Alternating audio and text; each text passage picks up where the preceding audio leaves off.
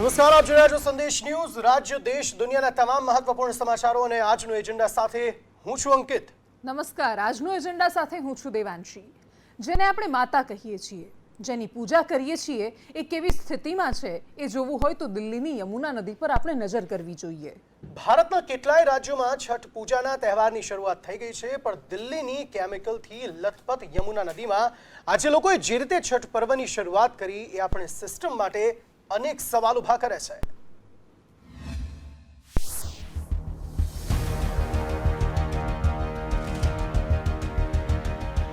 આ દેશ પરંપરાઓથી ચાલતો દેશ છે. અહીંયા ક્ષેત્ર બદલાય એમ તહેવાર અને રીતિ રિવાજ બદલાઈ જાય છે. એક એક રિવાજનું અહીંયા મહત્વ છે.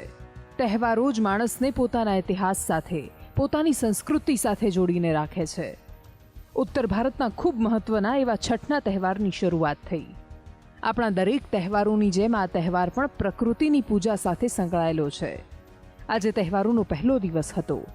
દિલ્હીના લોકો સ્નાન કરવા માટે યમુનાના કાંઠે પહોંચ્યા અને કાલિંદી ઘાટની આ તસવીરો જુઓ. આ તસવીરો કહે છે કે હવે રિવાજ બચ્યા છે, બાકી જેની પૂજા કરીએ છીએ એ પ્રકૃતિ તો મરી પરવારી છે.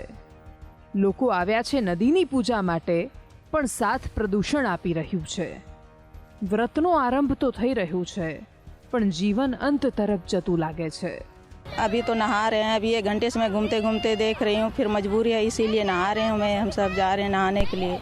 लेकिन कुछ बोलो आप सब सरकार को कि कुछ सफाई करे इसमें, कि चाहते हैं बढ़िया से यहाँ पे कुछ लगे. छठ पूजा पे बढ़िया से मनाएगा. ज़्यादा बहुत झांक भी है, एकदम बहुत सारे गंद हो रहा है. पूरा एकदम जंगल है, इधर उधर घास पतार बहुत है. हाँ, बीमारी तो है ही, इसमें डर तो है. फिर क्या करेंगे ना, मजबूरी है, नहाना पड़ रहा है. इसलिए हम बोल रहे हैं कि आप थोड़ा बहुत सफाई आप करवाइए. पूरी इस दिल्ली शहर का या पूरी इस जगह का पानी इधर ही आ रहा है. जब ये इसके अंदर आ रहा है तो भैया झाग तो होगा. क्यों? क्योंकि कोई साबुन से नहाता है, कोई शैम्पू से नहाता है. जब पानी ऊपर से गिरेगा तो झाग बनेगा, क्योंकि ये केमिकल का पानी आ रहा है, जाता है. अब जाने का कोई सरकार ने कोई ऐसी जगह तो नहीं बनाएगी जो टॉयलेट करने का या किसी का पानी कहीं और जाए. बताओ कहाँ जाएगा? आएगा तो इसमें ही. जब इसमें आएगा तो झाग बनेगा. આ એ જ યમુનાનું પાણી છે જેના માટે આપણે કહીએ છીએ યમુના જળમાં કેસર ઘોળી સ્નાન કરાવું શામળા. પણ હવે એ વાક્ય સાબિત થયું છે કે યમુના જળમાં કેમિકલ ઘોળી સ્નાન કરો તમે વાલા. પરંપરામાં માનવાવાળા આ બધા જ લોકો આ સ્થિતિની વચ્ચે પણ નદીમાં સ્નાન કરી રહ્યા છે. આવા કેમિકલવાળા પાણીની શરીર પર કેટલી ઘાતક અસર થઈ શકે એ બધાને ખબર છે, પણ છતાંય આપણા દેશમાં આસ્થાથી વિશેષ કંઈ નથી. नहाने का ही महत्व है, स्नान का ही महत्व है. जमुना जी में मैं नहाने आई हूँ. यहाँ पे बहुत ज़्यादा गंदगी है और नहाना भी ज़रूरी है. उसके बाद गंदगी से बीमारी भी हो सकता है. यही सब प्रॉब्लम है. हम लोग का तो उम्र हो गया और गंदगी पानी से बीमार पड़ सकती हूँ. क्या करें ना, 4 बस करना पड़ता है. હિમાલય પર્વતની વચ્ચે કોઈ બરફ ઢંકાયેલી નદીમાં ઊભા હોય એવા આ દ્રશ્યો દેખાય છે, પણ દરેકને ખબર છે કે આ તો કેમિકલથી ઢંકાયેલી નદી છે. દિલ્હીના હાલથી કોઈ જ અજાણ નથી. સરકારો વર્ષોથી આ તમાશો જોઈ રહી છે. લોકો ગમે તે હાલમાં રિવાજ અને પરંપરાઓને માની રહ્યા છે. કોર્પોરેશન રાજ્ય સરકાર પર, રાજ્ય સરકાર કેન્દ્ર સરકાર પર જવાબદારીઓના ટોપલા નાખી દે છે. मैं आज बहुत सोच समझ के एक बात बोलना चाह रहा हूं कि माननीय सुप्रीम कोर्ट को सुओ मोटो लेना चाहिए. इस सरकार को बर्खास्त करना चाहिए. जो लोगों के जीवन से भी खेल रही है, लोगों की आस्था से तो खेल ही रही है. लेकिन अगर आप 7 साल बाद ये तस्वीर देते हैं दिल्ली को, तो इसमें इनको अपने पद पे बने रहने का अधिकार नहीं. माननीय सुप्रीम कोर्ट को इसका सुओ मोटो लेना चाहिए. इस तस्वीर को क्यों छुपाना चाहती है दिल्ली सरकार? इसमें क्या राजनीति है? अगर ये पानी स्वच्छ होगा, मेरे पास कई वीडियो पड़े हैं जो 2013 में दिल्ली के मुख्यमंत्री पहली बार जब बने थे अरविंद केजरीवाल, तभी बोला है और लगभग हर चैनल को बोला है कि हम अभी अभी आए हैं, लेकिन 5 साल दीजिए, जमुना में हम सबके साथ खुद डुबकी लगाएंगे. आइए डुबकी लगाइए ना अरविंद केजरीवाल. आओ भैया, आओ डुबकी लगाओ. सारे खतरे के बाद भी आप लगाओगे तो हम भी साथ में लगा लेंगे. પણ આટલા વિશાળ દેશના નાગરિકને જીવવા માટે શુદ્ધ હવા, શુદ્ધ પાણી અને શુદ્ધ ખોરાક પણ ન મળી શકતો હોય તો આ કેવી રાજનીતિ છે એનો વિચાર કરવો રહ્યો. બ્યુરો રિપોર્ટ, સંદેશ ન્યૂઝ. બહુ ગાજેલા હેલિકોપ્ટર સોદામાં સામેલ ઓગસ્ટા વેસ્ટલેન્ડ કંપની અને તેની સાથે જોડાયેલી ઇટલીની સંરક્ષણ કંપની પર મૂકેલો પ્રતિબંધ કેન્દ્ર સરકારે હટાવી લેતા ફરી વિવાદ સર્જાયો છે. હવે આ મુદ્દે કોંગ્રેસે શસ્ત્ર સજાવ્યા છે અને ભાજપ પર બેવડા ધોરણ અપનાવવાનો આરોપ મૂક્યો છે. એક દાયકા પહેલા દેશમાં હોટ ટોપિક બની ગયેલા સંરક્ષણ સોદામાં સામેલ ઓગસ્ટા વેસ્ટલેન્ડ ફરી ચર્ચામાં આવી છે. ઇટાલીની company Leonardo એસપીએ Augusta Westland international સાથે જોડાયેલી ફિન મેકેનિકા સમૂહનો હિસ્સો રહી છે, જેની સાથે 2010માં એક સોદો કરવામાં આવ્યો હતો. આ સોદા મુજબ 2012ની શરૂઆતમાં 3,546 કરોડ રૂપિયાના વીવીઆઈપી હેલિકોપ્ટરો પૂરા પાડવા માટે સોનિયા ગાંધી સહિત કોંગ્રેસના નેતાઓ અને વાયુસેનાના અધિકારીઓને રૂપિયા 360 કરોડની લાંચ આપવાનો ગંભીર આરોપ મૂકવામાં આવ્યો હતો. આ સોદામાં કોંગ્રેસે ભ્રષ્ટાચાર કર્યો હોવાનો આરોપ હતો અને ભાજપે ઓગસ્ટા વેસ્ટલેન્ડને ભ્રષ્ટાચારી કંપની કહી તેના પર પ્રતિબંધ મૂક્યો હતો. હવે કેન્દ્ર સરકારે મેક ઇન ઇન્ડિયા પ્રોગ્રામ અંતર્ગત આ કંપનીને ભાગ લેવા મંજૂરી આપતા કોંગ્રેસ આકરા પાણીએ છે. कि जो तथाकथित भ्रष्टाचारी बोगस करप्ट कंपनी से आपने हटाया, तो क्या अब ये करप्ट रही है कि नहीं रही है, देश को अवगत कराइए. क्योंकि अब हो सकता आप कह दो कि अब ये करप्ट नहीं रही क्योंकि रातों रात आपने कोई ऐसा चमत्कार कर दिया हो.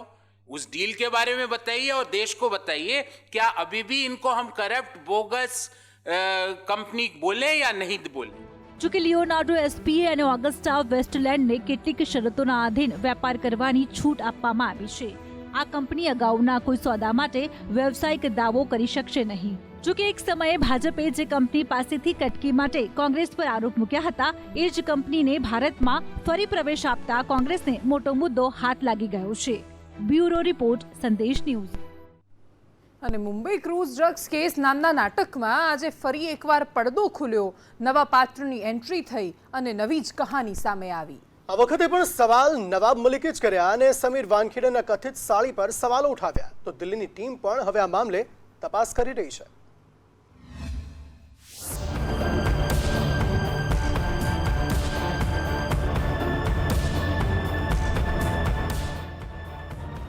એક ડ્રગ્સ કેસ, અનેક સવાલ. ફરી એકવાર મલિકના વાનખેડેને સવાલ. ફરી એકવાર સમીર વાનખેડેના પરિવાર પર સવાલ. મહારાષ્ટ્રમાં સરકારમાં મંત્રી અને એનસીપીના નેતા નવાબ મલિકે ફરી એકવાર નાર્કોટિક્સ કંટ્રોલ બ્યુરોના અધિકારી સમીર વાનખેડે પર સવાલ કર્યા છે અને આ વખતે પણ પ્રશ્નો અંગત છે. મલિકે ટ્વીટ કરીને સવાલ કર્યા છે કે શું હર્ષદા દિનાનાથ રેડકર ડ્રગ્સના બિઝનેસ સાથે સંકળાયેલા છે. તમારે આનો જવાબ આપવો જ રહ્યો કેમ કે એમનો કેસ પુણે કોર્ટમાં પેન્ડિંગ છે. આ રહી એની સાબિતી. मैंने ट्वीट द्वारा एक सवाल खड़ा किया है कि ये महिला कौन है, इससे आपका क्या संबंध है. क्या पूना के केस में कोई ड्रग का मामला इन पर पेंडिंग है और उसकी तारीख मार्च के 2022 में है क्या. हमें लगता है वानखेड़े साहब को इसका खुलासा करना चाहिए. આ પહેલો આરોપ નથી જે નવાબ મલિકે સમીર વાનખેડે પર લગાવ્યો હોય, પણ એમના વિરુદ્ધમાં 1.25 કરોડનો માનહાનિનો દાવો પણ સમીર વાનખેડેના પિતાએ કર્યો છે. અત્યાર સુધી નવાબ મલિકે વાનખેડે પર લગાવેલા આરોપો પર નજર કરીએ તો સૌથી પહેલા તેમણે કહ્યું હતું કે સમીર વાનખેડે મુસલમાન છે અને નકલી એસસી સર્ટિફિકેટથી તે આઈઆરએસ અધિકારી બન્યા છે. આ મામલે તેમણે ફરિયાદ પણ કરી હતી. પછી તેમણે કહ્યું કે આર્યન ખાનને આ કેસમાં ફસાવવામાં આવ્યો છે અને એના માટે 25 કરોડ રૂપિયાની ખંડણી પણ માંગી છે. તો સાથે જ વાનખેડેની લાઇફસ્ટાઇલ પર સવાલ ઉઠાવતા તેમણે કહ્યું હતું કે તે 70,000ની શર્ટ અને 50 લાખની ઘડિયાળ પહેરે છે. સમીર વાનખેડે વસૂલી માટે એક પ્રાઇવેટ આર્મી તૈયાર કરે છે, તેને રાજકીય સંરક્ષણ છે તેવું પણ કહ્યું હતું. તો સાથે જ કહ્યું હતું કે ડ્રગ્સનો માસ્ટર માઇન્ડ ભાજપ યુવા મોરચાનો મોહિત કંબોજ છે અને જેની સાથે વાનખેડેને સારા સંબંધ છે. તો તે દુબઈ અને મોરિશિયસ જઈને બોલિવૂડ સ્ટાર્સને ડ્રગ્સ કેસથી બચાવવા માટે પૈસા પણ લે છે અને અત્યાર સુધીમાં 26 એવા કેસ છે જેમાં નિર્દોષોને ફસાવીને તેમણે રૂપિયા લીધા છે. આ આરોપોની વચ્ચે દિલ્હીથી એસઆઈટીની ટીમ મુંબઈ પહોંચી હતી અને ત્યાં એનસીબી ઓફિસે અધિકારીઓ પહોંચ્યા હતા. કોરેલિયા ક્રૂઝ પર પણ તપાસની ટીમ પહોંચી હતી અને પ્રભાકર એ વ્યક્તિ જેણે કેપી ગોસાઈ અને આડકતરી રીતે સમીર વાનખેડે પર આરોપો લગાવ્યા હતા એની પણ પૂછપરછ થવાની છે. આ તપાસ આગળ વધી રહી છે. આ આરોપોનો જવાબ આપતા સમીર વાનખેડેએ જણાવ્યું કે 2008માં જ્યારે આ કેસ થયો તે સમયે હું નોકરીમાં ન હતો. મેં ક્રાંતિ રેડકર સાથે 2017માં લગ્ન કર્યા હતા. તો હું આ કેસ સાથે કોઈ પણ રીતે જોડાયેલો હું તે કેવી રીતે બની શકે? સત્ય શું હતું એ આવતા ઘણો સમય લાગશે અને છેલ્લે કેટલું સત્ય બહાર આવશે એના પર પણ સવાલ છે. પરંતુ હવે આ કોઈ ક્રૂઝ ડ્રગ્સ કેસ ન રહેતા જાણે કે મલ્ટી સ્ટારર નાટક બની ગયું છે. દરરોજ પડદો ખુલે છે અને નવા પાત્રોની સાથે નવી કહાનીઓ જોડાતી જાય છે. બ્યુરો રિપોર્ટ, સંદેશ ન્યૂઝ. દેશમાં 33 લાખથી વધુ બાળકો કુપોષિત છે અને તેમાં ગુજરાત 3.20 લાખ બાળકો સાથે ત્રીજા ક્રમે છે. આ ખુલાસો થયો છે મહિલા અને બાળ વિકાસ મંત્રાલયે આપેલા આંકડાઓમાં. બાળકોને પોષણક્ષમ ખોરાક આપવા માટે મધ્યાહન ભોજનથી લઈને અનેક યોજનાઓ અને કરોડો રૂપિયાનું આંધણ કર્યા બાદ પરિણામ શું મળ્યું? શું બાળકોને આપણે પોષણ આપી શક્યા? મહિલા અને બાળ વિકાસ મંત્રાલયે આરટીઆઈ હેઠળ આપેલા આંકડા તો આ તમામ યોજનાઓની પોલ ખોલી રહ્યા છે. આ આંકડાઓ કહે છે કે દેશમાં 33 લાખ બાળકો કુપોષણનો શિકાર છે અને તેમાં સૌથી વધુ 6,16,000 કુપોષિત બાળકો મહારાષ્ટ્રમાં છે. બીજા ક્રમે બિહારમાં 4,75,000 બાળકો અને વિકાસ મોડેલ હોવાના બણગા ફૂંકતા ગુજરાતમાં 3,20,000 બાળકો કુપોષિત છે. આ આંકડા વધવાનું કારણ છે કોરોનાની મહામારી. અનેક પરિવારોની આજીવિકા તેણે છીનવી લીધી. જો ખાવાના જ ફાંફા હોય તો પોષણક્ષમ ખોરાકની તો વાત જ ક્યાં કરવી? પણ ડોક્ટર્સ કહે છે કે કુપોષણ એક ગંભીર સમસ્યા છે. કુપોષણના કારણો શોધવાની ખૂબ જરૂર છે. કારણો પણ આપણને ખબર છે કે કુપોષણ થવાનું કારણ પ્રોટીન ડેફિશિયન્સી હોય છે. જે ગરીબ તબક્કાના જે પરિવારો હોય છે એમને ઘઉં આપવાથી કદાચ આ જે કુપોષણ છે એ દૂર નહીં થાય. ચોક્કસથી એવા પરિવારોને ઘઉંની સાથે કઠોળ આપવા જોઈએ. ચણા છે, મગ છે, તુવેર છે.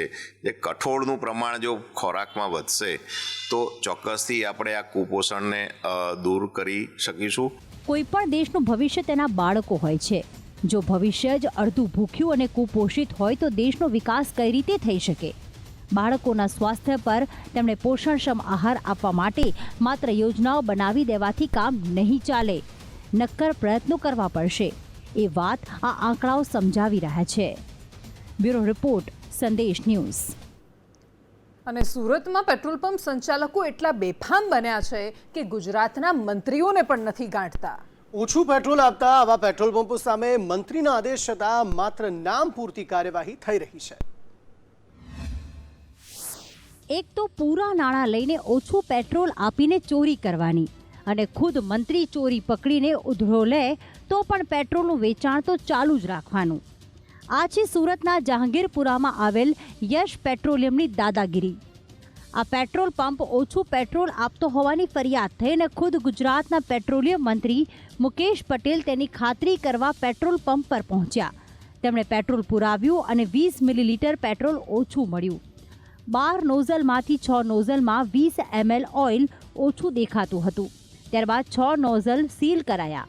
આખરે તેમણે પુરવઠા વિભાગને જાણ કરી દરેક નોઝલ ચેક કરાવ્યા અને તેમાંથી 6 નોઝલમાં કોઈને કોઈ ક્ષતિ જણાઈ.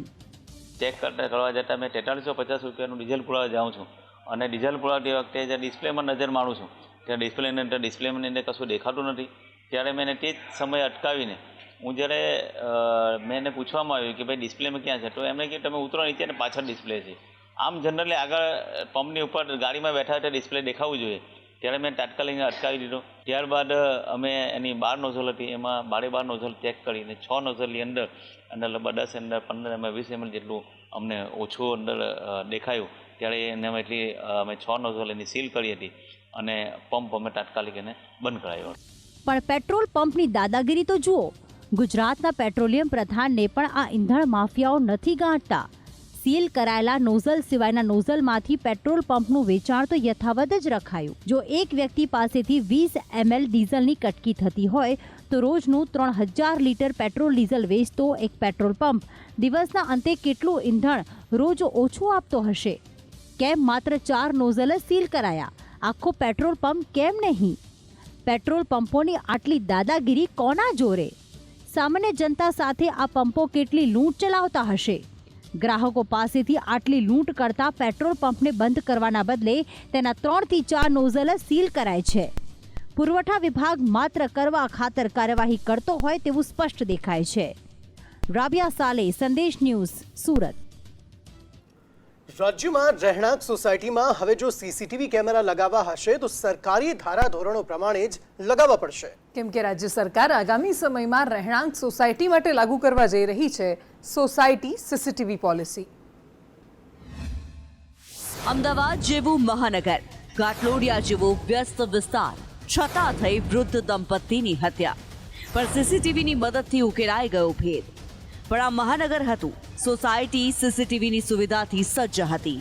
બાકી ઘણા કેસમાં આરોપીઓ ડરતા પણ નથી અને ગુનો કરે તો પકડાતા પણ નથી. પણ હવે રાજ્ય સરકાર લાગુ કરવા જઈ રહી છે નવી સીસીટીવી પોલિસી. ગૃહ વિભાગના પ્રસ્તાવને મંજૂરી પણ મળી ગઈ છે અને હવે દરેક જગ્યાએ સરકારી ગાઈડલાઈન પ્રમાણે જ સીસીટીવી લગાવવા પડશે. આ નવી પોલિસી આવશે તો સોસાયટીઓમાં સીસીટીવી કેમેરા લગાવવા માટે સરકારી મંજૂરી મેળવવી પડશે. આ મંજૂરી આપવા માટે સરકાર દ્વારા ખાસ કમિટી બનાવાશે, જેમાં સ્થાનિક પોલીસ મથકના પોલીસ ઇન્સ્પેક્ટર તથા વહીવટીય અધિકારીનો સમાવેશ કરાશે. 4 ઝોન નક્કી કરાશે. વિસ્તાર પ્રમાણે સોસાયટીની ઝોનમાં વહેંચણી થશે. સીસીટીવી કેમેરા લગાવવાની મંજૂરી નિશ્ચિત કમિટી આપશે. રાજ્ય સરકાર આગામી સમયમાં આ સોસાયટી સીસીટીવી પોલિસી સત્તાવાર રીતે લાગુ કરવાની જાહેરાત કરશે. રાજ્ય સરકાર આગામી સમયમાં સોસાયટી સીસીટીવી પોલિસી સત્તાવાર રીતે લાગુ કરવાની જાહેરાત કરશે. બીજી તરફ બોર્ડર વિસ્તારમાં પણ સીસીટીવીનો વ્યાપ વધારવા માટેના આયોજન અંગે પણ સરકાર આગામી માસમાં જાહેરાત કરશે. સોસાયટી સીસીટીવી કેમેરા પોલિસી લાગુ કરવા પાછળ સરકારનો હેતુ છે કે નાનામાં નાના વિસ્તારમાં બનતી ઘટના અંગે માહિતગાર થવાય અને આરોપીઓ સુધી વધુ ઝડપથી અને સરળતાથી પહોંચી શકાય. કેમેરા પર્સન સંદીપ રાઠોડ સાથે હું નિર્મલ દવે, સંદેશ ન્યૂઝ, ગાંધીનગર. ભિક્ષાવૃત્તિ એ આપણા દેશમાં ગુનો છે, પણ આપણા દેશનો ઇતિહાસ કહે છે કે આ આપણી પરંપરા પણ રહી છે. દરેક ધર્મમાં આનું મહત્વ છે. પણ હવે એ સંસ્કૃતિ ન રહેતા વ્યવસાય બન્યો છે. અનેક દૂષણો ત્યાંથી આવે છે તો તેને રોકવા માટે વડોદરા પોલીસે અને નેતાઓએ એક પહેલ શરૂ કરી. 100 દિવસમાં શહેરને ભિક્ષુક મુક્ત કરવાની શરૂઆત. ભિક્ષાંદેહી આ શબ્દ ભારતીય ઇતિહાસની ઓળખ રહી છે. જૈન ધર્મથી લઈ બૌદ્ધ સંપ્રદાયથી હિન્દુ ધર્મ હોય કે મુસ્લિમ ધર્મ, ભિક્ષાના આધારે જીવન નિર્વાહ કરવો એ સંસ્કૃતિ રહી છે. જેને સર્વધર્મના મનાતા હતા એવા સાંઈ બાબાનું તો આખું જીવન ભિક્ષાના આધારે વહન થતું. પણ કાળક્રમે સ્થિતિ બદલાઈ અને ભિક્ષા ભીખ બની. ભીખ માગવાવાળા ભિખારી અને ભારતમાં આ સૌથી મોટો વ્યવસાય બન્યો. આની આડમાં ગુનાખોરી વધવા લાગી. નાના બાળકોનો ઉપયોગ વધવા લાગ્યો અને હવે ગુજરાતના ગાયકવાડી શહેર વડોદરામાં એક ઝુંબેશ શરૂ કરવામાં આવી છે. 100 દિવસમાં શહેરને ભિક્ષુક મુક્ત કરવાની પહેલ અને હવે શહેરના મેયર, શહેરના જ ધારાસભ્ય અને રાજ્ય સરકારમાં મંત્રીએ વિવિધ વિભાગો સાથે બેઠક કરી છે અને પોલીસ હવે શહેરમાં જ્યાં પણ ભિક્ષુક દેખાય એને લઈને ભિક્ષુક સ્વીકાર કેન્દ્રમાં મૂકી દે છે. વડોદરા સિટીને આપણે બેગર ફ્રી બનાવવાની છે. તેના માટે જ્યાં રખડતા ભટકતા જે બી આપને ભિક્ષુકો મળી આવે છે તેમની પ્રાથમિક સારવાર કરાવ્યા બાદ તેમને ભોજન કરાવ્યા બાદ અમે એમને ભિક્ષુક સ્વીકાર કેન્દ્રમાં મૂકીએ છીએ અથવા તો એમને શેલ્ટર હોમમાં મૂકીએ છીએ. જે મહિલાઓ હોય છે એમને નારી સંરક્ષણ ગૃહમાં મૂકીએ છીએ. બાળકો માટે પણ અલાયદી સંસ્થાઓ છે જ્યાં તેમને મૂકવામાં આવે છે. કોઈ મા બાપ પોતાના બાળકો પાસે જો આવું કોઈ કામ કરાવતા હોય તો એમના વિરુદ્ધ પણ ધોરણસરની કાર્યવાહી કરી અમે આ બધાને ઉપર એક સરકારી સકંજો કસી અને એક સભ્ય સમાજમાં આપણે જોઈ શકીએ છીએ કે આ બધું એક કલંક સ્વરૂપ છે, તો એને અમે મિટાવવા માટેના પ્રયત્ન કરી રહ્યા છીએ. શહેરમાં એક બાજુ આ ઝુંબેશ શરૂ તો કરવામાં આવી છે, પણ સવાલ એ જ છે કે જ્યાં સુધી પાયાગત વ્યવસ્થાઓમાં ફેરફાર ન કરવામાં આવે ત્યાં સુધી આ કેવી રીતે શક્ય છે? કોઈ પણ શહેર ત્યાં સુધી ભિક્ષુક મુક્ત કેવી રીતે બની શકે જ્યાં સુધી લોકો પાયાની સુવિધાઓ માટે સંઘર્ષ કરતા હોય? જ્યાં પરંપરાના નામે ભિક્ષા માંગવી પવિત્ર મનાતી હોય ત્યાં તંત્ર કેવી રીતે ભિક્ષુક અને ભિખારીને અલગ પાડશે? સરકાર આના માટે ગમે એટલા પગલાં ભરે, પરંતુ ગુજરાતની અંદર જોઈ શકો મોટા મોટા તીર્થધામો છે ત્યાં પણ ભિક્ષાવૃત્તિ ચાલુ છે, તો આ અટકાવી શકાય એવું નથી. આને અટકાવવા માટે સરકારે પગલાં ભર્યા છે, પરંતુ જોઈએ તેવી કાર્યવાહી કરવામાં નહીં આવે તો ભિક્ષાવૃત્તિ અટકે એવું ક્યાંય દેખાતું નથી. એક રિપોર્ટ કહે છે કે દેશમાં ગરીબી વધી રહી છે. રાજ્યમાં કેટલાય પરિવારો એવા છે જે ઘણીવાર 2 ટંકનું ભોજન નથી મેળવી શકતા. કેટલાય નામ સરનામા વગરના લોકો રસ્તા પર રઝળતા થઈ જાય છે. કેટલાય માનસિક શારીરિક અશક્ત લોકો રસ્તા પર આવી જાય છે. કેટલીય વાર બાળકોનું અપહરણ કરીને ભીખ મંગાવવામાં આવે છે. ત્યારે આવા અનેક પ્રશ્નોને જડમૂળથી નાથવાની જગ્યાએ રસ્તા પરથી ભિક્ષુકો ઉઠાવી લઈને પ્રશ્નનું નિરાકરણ કેવી રીતે આવી જશે એ સવાલ છે. કૃણાલ શર્મા સાથે બ્યુરો રિપોર્ટ, સંદેશ ન્યૂઝ, વડોદરા. ઉત્તર પ્રદેશના લખીમપુર ખીરી હત્યાકાંડને લઈ ફરી એકવાર સુપ્રીમ કોર્ટે યુપી સરકારને લતાડ લગાવી છે. યુપી સરકારની તપાસને લઈને સુપ્રીમે ગંભીર સવાલ ઉઠાવ્યા છે. લખીમપુર ખીરી હત્યાકાંડ, જેમાં 9 લોકોના મોત નિપજ્યા અને ગૃહ રાજ્યમંત્રી અજય મિશ્રા ટેરીના પુત્ર આશિષ મિશ્રા પર આરોપ લાગ્યા. યુપી પોલીસ પર પણ આરોપીને બચાવવાના આરોપ લાગ્યા. આ મામલે ફરી એકવાર સુપ્રીમ કોર્ટે સોમવારે સુનાવણી દરમિયાન યુપી સરકારની તપાસ પર ગંભીર સવાલ ઉઠાવતા કહ્યું કે અમને એ કહેતા દુઃખ લાગી રહ્યું છે કે પ્રથમ દ્રષ્ટિએ એવું લાગે છે કે એક વિશેષ આરોપીને 2 એફઆઈઆર ઓવરલેપ કરીને લાભ આપવામાં આવી રહ્યો છે. બંને એફઆઈઆરની અલગ અલગ તપાસ થાય. એક ખેડૂતોની હત્યાનો મામલો છે અને બીજો પત્રકાર અને રાજકીય કાર્યકર્તાની હત્યાનો. પરંતુ સાક્ષીઓના નિવેદન આરોપીઓની તરફેણમાં જ છે. તપાસમાં નિષ્પક્ષતા અને સ્વતંત્રતા માટે કોઈ બીજી હાઈકોર્ટના रिटायर्ड જજને તપાસ પર નજર રાખવા માટે નિયુક્ત કરીશું. आज भी वो ज़्यादातर संतुष्ट नजर नहीं आए. उन्होंने कई पैरा पढ़ने के लिए कहा कि पैरा 7 पढ़िए, पैरा उन्होंने कहा मैं ऑलरेडी सारा पैरा हम लोगों ने पढ़ लिया है. जैसा कोर्ट का भी ये मानना था कि आप जो है ज़्यादातर जो एक्यूज जिनकी भी वो गवाही भी कराई गई वो एक्यूज के फेवर में ही गवाही दे रहे हैं. चीफ जस्टिस जी का ये भी कहना था कि मामला चूंकि पेचीदा होता जा रहा है, कई घटनाओं के उसमें जिक्र होती जा रही है, जिसको देखते हुए उन्होंने कहा कि क्यों ना कल शाम को ही हम जो इसको जो है मैटर पे कोई ऑर्डर पास करें, सुनवाई करें. યુપી સરકાર તરફથી વકીલ હરીશ સાલ્વેએ કહ્યું કે કેસ મામલે સુપ્રીમમાં નવો સ્ટેટસ રિપોર્ટ દાખલ કર્યો છે, પરંતુ કોર્ટે તેને લઈને યુપી પોલીસ પર સવાલ ઉઠાવતા કહ્યું કે સ્ટેટસ રિપોર્ટમાં અપેક્ષા રાખી હતી તેવું નવું કંઈ જ નથી. આમ પહેલેથી જ શંકાના ઘેરામાં આવેલી તપાસ પર ફરી એકવાર સુપ્રીમે ફટકાર લગાવી છે. બ્યુરો રિપોર્ટ, સંદેશ ન્યૂઝ. ભારતના સેંકડો માછીમારો પાકિસ્તાનની જેલમાં સબડી રહ્યા છે, ત્યારે હવે પાકિસ્તાની સમુદ્રી સુરક્ષાએ ભારતીય માછીમારો પર ફાયરિંગ કરી એકની હત્યા કરી નાખી. ફરી એક વખત પાકિસ્તાનની નફટાઈ સામે આવી છે. પાકિસ્તાન દ્વારા વારંવાર ભારતીય માછીમારોની હત્યાના બનાવો બને છે. અપતટીય ક્ષેત્ર અરબ સાગરમાં PMSA એટલે કે પાકિસ્તાન મેરીટાઈમ સિક્યુરિટી એજન્સીના કર્મીઓએ માછીમારી કરનાર એક નૌકા જલપરી પર શનિવારે ગોળી ચલાવી હતી, જેમાં મહારાષ્ટ્રના પાલઘરના શ્રીધર રમેશ નામના એક માછીમારનું મોત નીપજ્યું, જ્યારે દીવનો માછીમાર દિલીપ સોલંકી ઘાયલ થયો હતો, જેની ઓખાની હોસ્પિટલમાં સારવાર ચાલી રહી છે. આ મામલે પોરબંદર જિલ્લાના નવી બંદરમાં PMSAના 2 બોટ પર સવાર 10 કર્મીઓ સામે હત્યા અને હત્યાના પ્રયાસનો કેસ દાખલ કરાયો છે અને ભારતે પાકિસ્તાન દૂતાવાસના રાજદ્વારીને સમન્સ પાઠવ્યું છે. ભારતીય માછીમારોને પાકિસ્તાન તરફથી પ્રતાડિત કરવાની આ પહેલી ઘટના નથી. આ વર્ષે જ પાકિસ્તાને સ્વીકાર્યું હતું કે તેની જેલોમાં 270 માછીમારો અને 49 સામાન્ય નાગરિક છે જે ભારતીયો હોવાનું અનુમાન છે. આ પહેલા ઇટલીની એક નૌકા દ્વારા ભારતીય માછીમારો પર ફાયરિંગની ઘટનામાં 2 માછીમારો કેરળના સમુદ્રી ક્ષેત્રમાં માર્યા ગયા હતા, જેમના પર કેસ ચાલી રહ્યો છે. બ્યુરો રિપોર્ટ, સંદેશ ન્યૂઝ.